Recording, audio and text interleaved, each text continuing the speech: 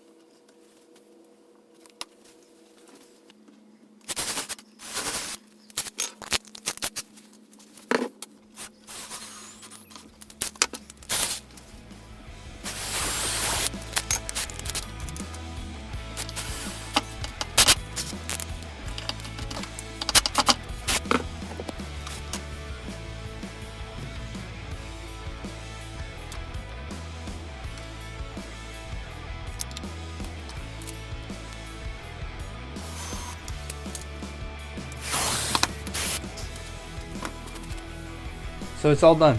Everything turned out really good. I really am excited to put this up for my wife. Now I'm gonna mount this using a French cleat system, but I'm gonna make a separate video showing you how to make that what it is, and then me mounting it to the wall. But for now, this video, that's about it. So I hope you enjoyed watching me build this thing.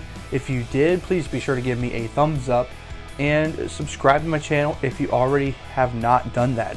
Also, if you're on Facebook and Instagram, you can find me there. The links are in the description below to this video. And as I always say every time I end a video, thank you for watching, and I'll see you next time.